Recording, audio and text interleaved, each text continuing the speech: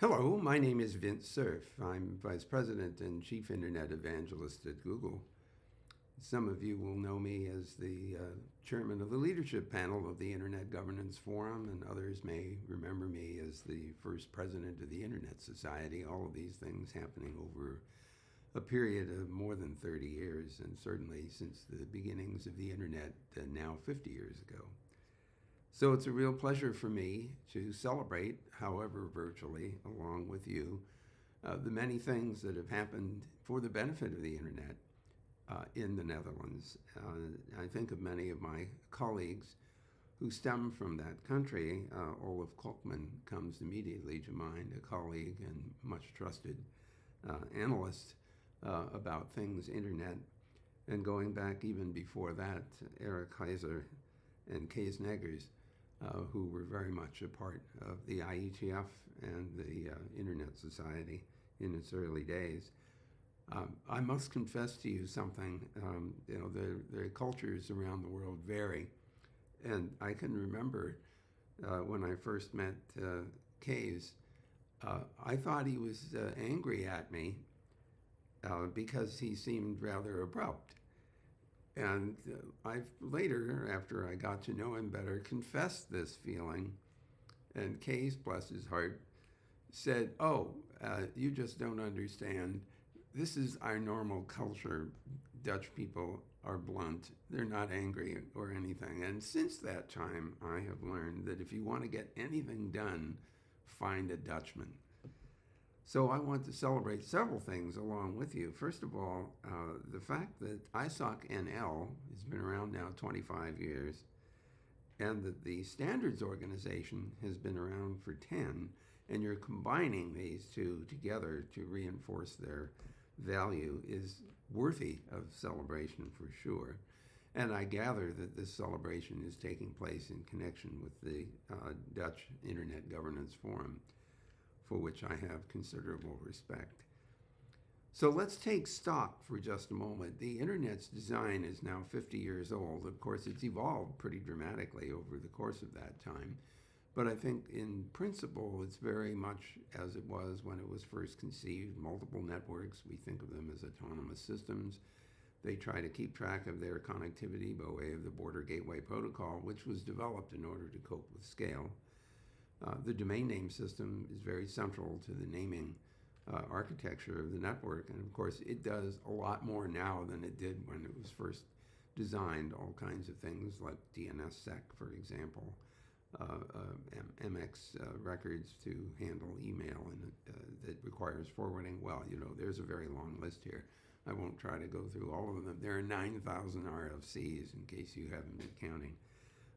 And so there's a great deal now documented about the 21st century internet that distinguishes it from the one that was designed so many years ago. But the basics are still very much the same. The thing which is really, I think, dramatically evolved, though, is that this system, this internet, is understood to be a broad canvas stretching around the world. And it has properties that I guess I can call amplification. Maybe that's the right way to say it. Some of the relatively newer applications, for example, social media, and even some of the earlier ones like email distribution lists, have the property that they amplify the ability of individuals or organizations to reach broadly around the world. And it's this amplification that gives me pause, and hopefully you as well. The problem here is that the network is essentially neutral. It amplifies everything, including what some of the bad guys want to do. So when you think about malware and ransomware and distributed denial of service attacks and a variety of other bad behaviors, those are amplified in terms of reach by the internet. At the same time, as it's amplifying our reach for constructive purposes, whether it's the sharing of scientific information or the execution of global commerce, the sharing of knowledge and educational material, the execution of a variety of different applications, all of which is also amplified by the fact that we have smartphones, powerful computers with millions of applications on them that wouldn't be very interesting were it not for the fact that they have access to all of the horsepower of the internet and the computing power of the data centers that have now grown up around it.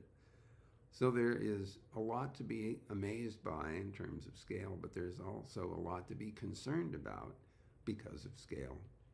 And that leaves you and me, and many of us who I should feel responsibility for the safety and security of this environment. It leads us to ask ourselves, what can we be doing? What can we be doing now to make this a safer and more secure environment? And I would emphasize in the course of this chat that safety and security are not the same thing. They're closely related. But a highly secure network will still allow a piece of malware or a phishing email or something to be propagated through a cast iron cryptographic tunnel and pop out on the other end. So we have to be thoughtful about the fact that safety is not guaranteed by security. Another thing which is troubling is that some of the most recent developments in artificial intelligence and machine learning, specifically large language models and generative artificial intelligence, create yet another opportunity for amplification. Individuals can't do at scale what these large language models are capable of doing. In some cases, it's translation from one language to another. In others, it's analyzing vast quantities of magnetic resonance imaging or other imagery for medical purposes. In one case, machine learning was used by the DeepMind part of Google to figure out how 200 million proteins fold up and what shape they take that could be generated by interpreting DNA. I mean, the numbers are really quite amazing.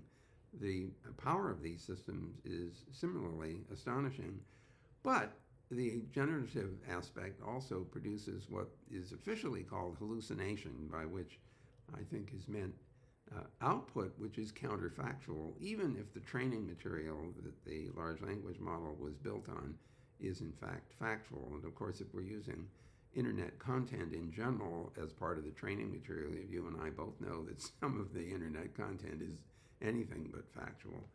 And so we have this uncertain tool in the form of large language models and generative AI, but we can't run away from that because it's so powerful and it can do very constructive things. So as technologists, we have a job to figure out how to tame these kinds of systems and how to make them beneficial for the users, and at the same time trying to inhibit some of the worst potential hazards that these technologies pose.